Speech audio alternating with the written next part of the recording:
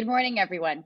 After a difficult year of revolving closures, my daughter and our children need a real education recovery that makes sure no student falls between the cracks.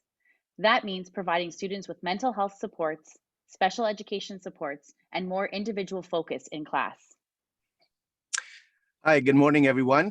I know it's been a difficult year because of the pandemic, and our students and teachers had to go through the virtual learning. But going forward, we want to make sure that in-person learning is here to stay, and want to make sure that we support our education workers and students. As a parent, I've seen firsthand how challenging this past year has been, not only for my kids, but for the teachers and education workers at their school who've been working so hard and trying their best with limited support. Hi, good morning, everyone. A real education recovery will help drive a strong economic recovery for decades to come. Every dollar we invest in education returns $1.30 to the economy. That means investing in education now is investing in a strong economy tomorrow. Excited to welcome the leader of the Ontario Liberal Party, Stephen Del Duca, to discuss our education recovery plan. Stephen, I'll let you take it from here. Well, good morning, everyone, and thank you so much, Samira, for your kind introduction. It is great to see you and the rest of our incredible lineup of Ontario Liberal candidates from the wonderful city of Mississauga. Great to be with you. I know it's virtual. I'm really hoping in the not too distant future, when it's safe and responsible to do so, that I'll be back in Mississauga in person to see each and every one of you. But I'm really thrilled that we are gathered together virtually to talk about what is such a critically important issue for all of us, not just in Mississauga or the GTA, but right across this province of Ontario.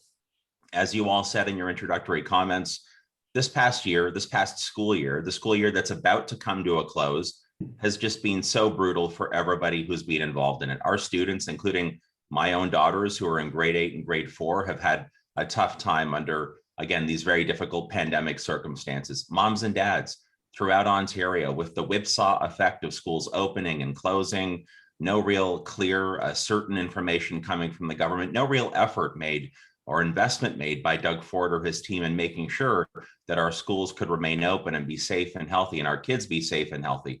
But that's been horribly difficult for moms and dads in every corner of this province. And everybody who works on the front lines of education, principals, school board trustees, teachers, ECEs, school bus drivers, custodians, everybody who works in our school system has just had a brutal year. And we don't want next year to be a repeat of this year. And there's an opportunity right now for Doug Ford and his team to do the right thing, to engage in a meaningful and authentic consultation with all education partners to come up with a plan that will make sure our schools, our classrooms are safe and healthy, that the system is resilient, and that our kids are set up for incredible success. A number of days ago, the Ontario Liberal Party released a plan for what a safe September could look like.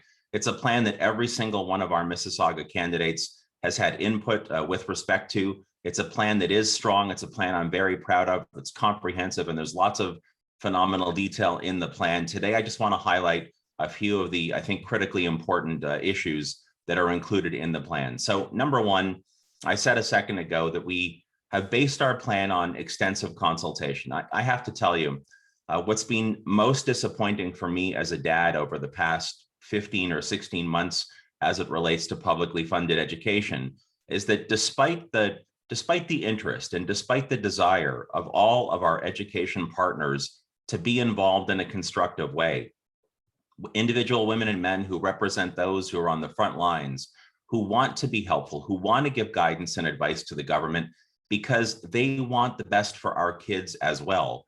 Well, they've effectively been shut out from consultation. They haven't been part of the conversation because Doug Ford hasn't taken the time or made the effort to talk to them. And to me, that's not acceptable. It means that decisions that are getting made are being made in isolation from what will work best in our schools. And that just makes no sense to me. So I'm really delighted that over the past year, myself, all of our Mississauga candidates, all of our caucusing candidates have had the chance to hear directly from education partners about what will work best on the ground in our schools, in our classrooms. So number one, it's about consultation and it's about partnership.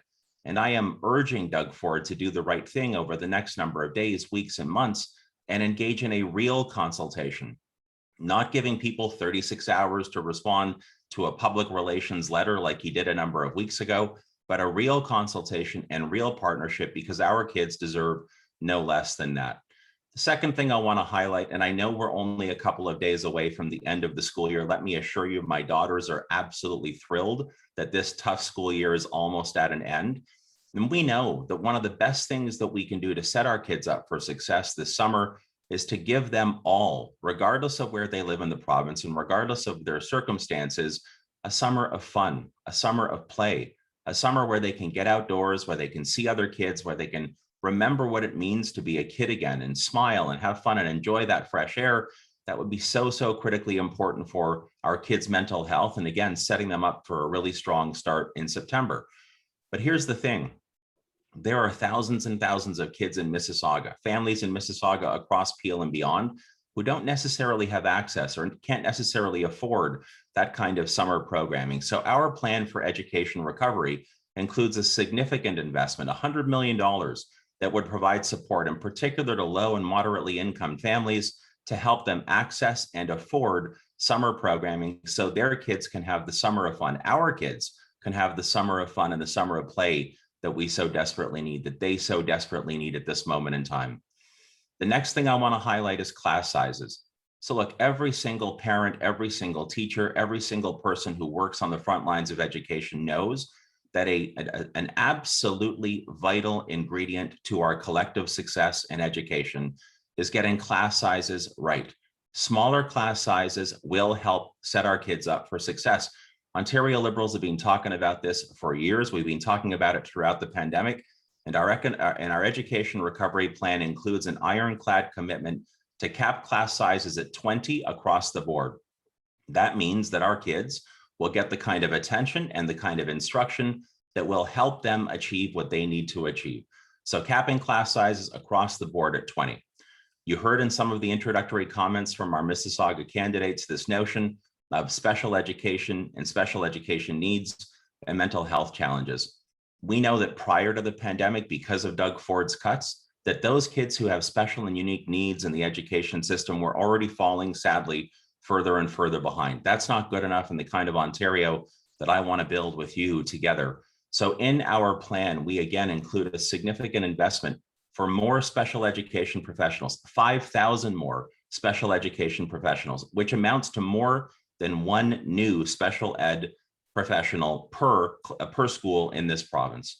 On the mental health side, again, we know how grueling the pandemic has been for every single Ontarian, and our kids are not immune. The mental health challenges are off the charts for kids who've been disengaged and isolated throughout the last school year because of the school closures, because of the virtual learning, the way that it's been structured. And so again, the Ontario Liberal plan would see the hiring and the bringing online of 1,000 mental health professionals to make sure that our kids have access to the supports they need so that they are healthy, they are completely healthy, that they can function, that they can achieve, and that they can be set up again for that success. Two more things that I do want to highlight. We've heard this loudly and clearly, and it's true whether you live in an urban setting, a suburban setting, or a rural remote setting. Too many of Ontario's schools are in a state of disrepair instead of a state of good repair. And I don't think that's good enough in the year 2021. It's not good enough for my daughters. It's not good enough for the kids of this province or those who work in our schools. A number of weeks ago, Ontario Liberals we announced that if elected next year, we would be canceling the wasteful, reckless, and sprawl-spreading Highway 413 once and for all. And as a result of that cancellation of a highway that it seems only Doug Ford wants to build, we would instead invest over 5 years, $8 billion in school repairs. And I'm talking about, and new schools in fast-growing communities. I'm talking about making sure our schools have good air ventilation, that windows actually open and close properly, that the water is safe to drink. Imagine the report that we saw a number of days ago that talked about how many schools in Ontario still have lead in the drinking water. To me, that's unbelievable. So there's so much more that we need to do over the next number of years in this regard. But in the short term, our plan for education recovery calls for a provincial matching of the federal dollars that have been provided to support better ventilation, to make sure that the air our children are breathing this coming September is safe for them and safe for everybody who works in Ontario's publicly funded schools. The last thing that I want to highlight, to me, is one of the most important things in this entire conversation. So I know, and we've experienced it firsthand here in my household this past year, how tough it's been to watch our kids trying to learn virtually. Now, don't get me wrong, this pandemic was always going to be tough for our kids, for our teachers, and for everyone else who works on the front lines in education, and tough for moms and dads too. I will tell you that Doug Ford's approach is undermining and disrespect for publicly funded education and for those who are on the front lines, has taken a tough situation and made it dramatically worse.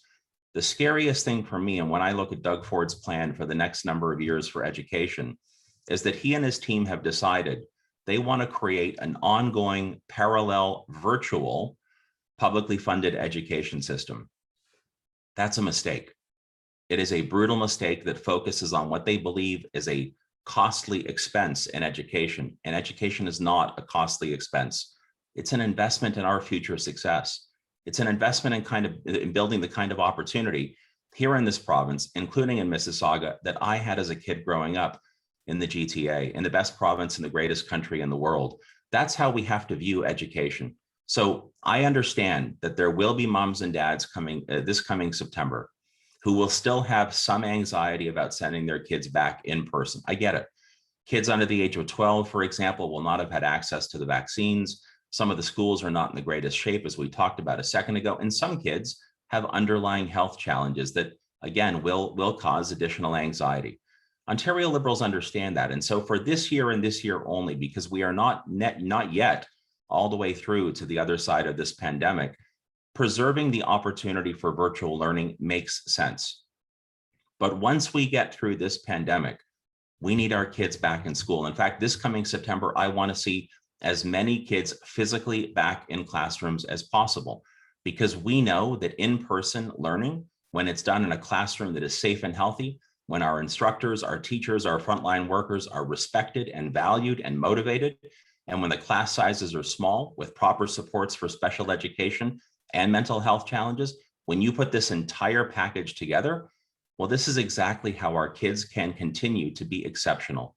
You heard about this in the introductory comments. This is good for everyone. This is good for Ontario's hardworking families. It's good for our economy. It's good for our kids. And it is good, again, for everybody in this province. It's good for all of us. Really proud of this plan. And I'm really proud of the Ontario Liberal team in Mississauga, a community that needs strong representation and strong champions at Queen's Park. And you see on your screen today a group of women and men who will be exceptional champions for the incredible city of Mississauga. With that, I'd be happy to take any questions that you might have. Okay, just a reminder to the reporters on the line, if you have any questions, please write to the chat with your full name and your outlet name, and I will add you to the queue.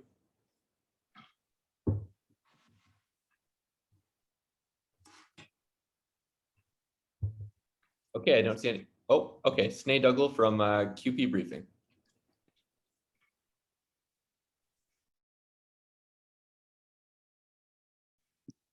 Hi, good morning. Thanks Good morning. for taking my questions. First off, I would just like to ask you, the minister has said that the plan is to release some kind of final guidance in July. I mean, I think the assumption would be that some of this will revolve around safety protocols and that sort of thing. Just wondering what you'll be looking out for in that, and what specifics you would like to see in that guidance. I really appreciate the question. So a couple of things. One is, I talked off the top today about the importance of meaningful consultation, meaningful partnership. I've been in touch with people who represent those who work in publicly funded education as recently as a couple of days ago, and they've not heard anything by way of a meaningful opportunity to provide their guidance. So I'll start by saying, though I hope for the best with respect to Doug Ford's plan for September, as a dad, I fear the worst. And I fear the worst because it feels to me like even though we've seen them make this mistake repeatedly over the past school year, they're about to make the same mistake again, which is to come up with a plan that's half-hearted, half-baked, half measures, that doesn't include real input from those who'll have to take the plan and translate it into our classrooms onto the ground. And I just don't understand that. For the life of me, I do not understand why Doug Ford and his education minister would not want to engage with everybody.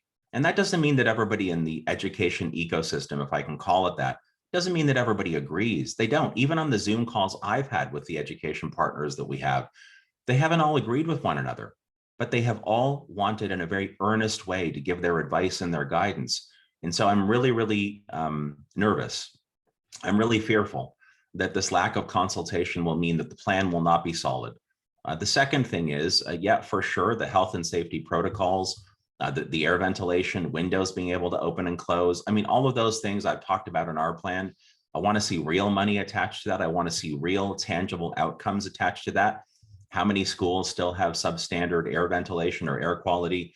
Things like that would be really important for me to see. And I would like to see an ironclad commitment to smaller class sizes and a real effort to support our local school boards as they're making decisions to make sure that class sizes can be small, that we can recruit and retain more educators. That's a really important ingredient with respect to delivering smaller class sizes. And frankly, I'd like to see them say that they got it wrong when they said to all of us that online learning is here to stay and should be optional forever and ever. That is a brutal, brutal mistake. And if Doug Ford gets his chance to implement that kind of plan going forward, it is something that the people of Ontario will look back at in years to come and with great regret. Follow up. Thank you. And I actually wanted to ask you something on a different topic. No problem. We recently saw the passage of Bill C-15 at the federal level, which aims to implement UNDRIP, the UN Declaration on the Rights of Indigenous People. Right. There's a similar bill at Queen's Park that was introduced by MPP Mamakwa a few years ago. It's been at committee now for a couple of years. I'm just wondering, I mean, would you support the passage of this bill? Like, do you think it's time for Ontario to pass this kind of legislation? And what do you think it would signal if the province doesn't? So listen, I think we have so much work to do. What we saw earlier this week with the discovery of unmarked graves in Saskatchewan, what we saw in Kamloops a number of days ago, it's just been stories that literally rip out your heart and make you question a lot of what you believe about your country and about your province and about the work that still needs to be done. I've said this repeatedly. I love my country. I love my province, but there is still such an incredibly large gap between what we believe we are, what we aspire to be, and what in fact we are at this current moment with, in particular, as it relates to Indigenous reconciliation. So I think, I'd be happy to take a close look at the legislation and work closely with all members of the legislature, including the MPP who brought the bill forward, to make sure that we land in the right spot and in consultation and partnership with our Indigenous peoples across this province. I think one of the scariest things in this regard over the past 3 years that we've seen in Ontario, 3 lost years, by the way, as it relates to Indigenous reconciliation, is that there's been no real meaningful effort to advance reconciliation. So look, just a number of days ago, Doug Ford shuffled his cabinet. I would have thought, especially in light of the discovery in Kamloops, that it would have been the right thing to do to appoint a standalone minister for Indigenous reconciliation and relations. They didn't do that. The issues that we've talked about repeatedly, Liberals and others, about the curriculum that we have and whether or not it includes instruction and learnings about the residential school system, about reconciliation, about the Truth and Reconciliation Commission's report. It needs to, it should. So it's deeply disappointing that we have lost this time. But we have an opportunity, all of us working together, looking at legislation, looking at relationship building, looking at a real partnership to make sure that we do advance Indigenous reconciliation. And it's so critically important because our country and our province will not be what we need to be until we have actually healed this wound.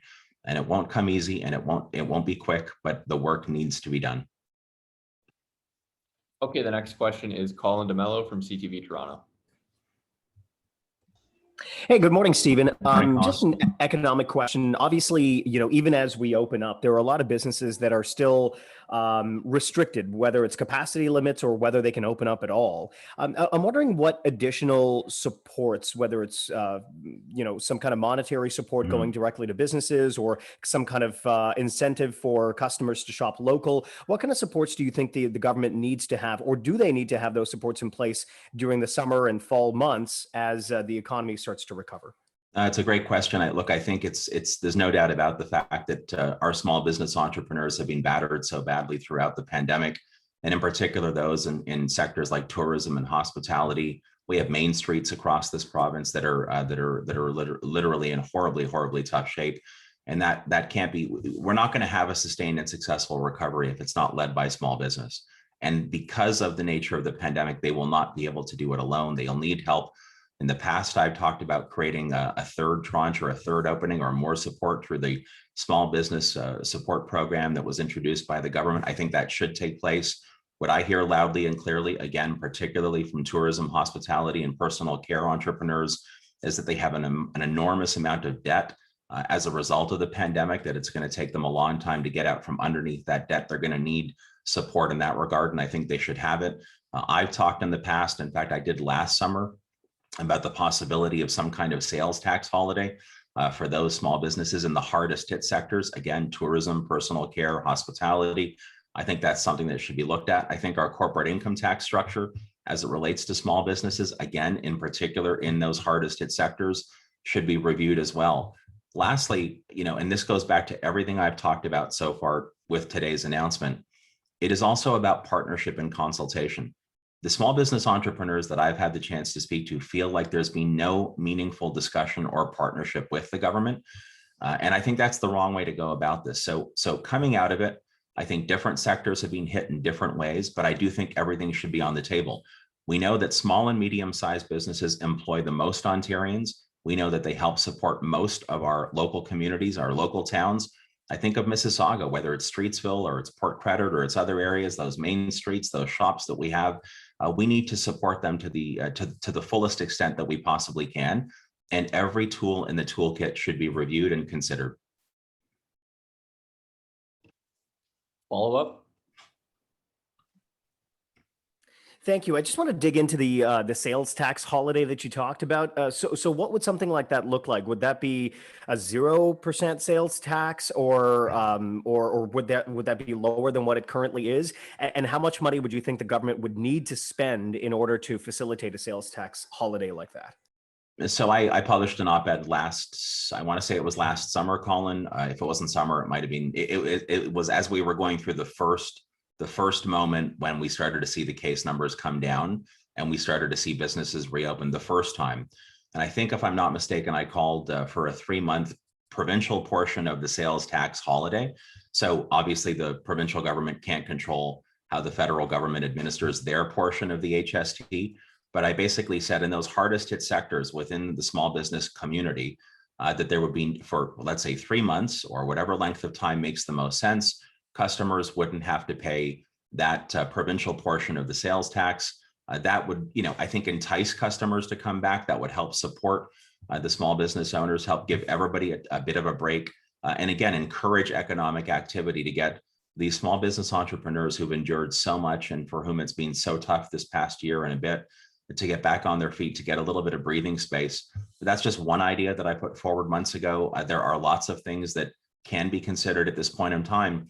And again, just like in education, I don't view these, as a former economic development minister, I don't view these as expenses. That, yeah, sure, that the notion at the outset up front is that these things might cost some money, but there is a massive return on investment if we can actually have a recovery that's led by small business. And we need to in this province. We need to.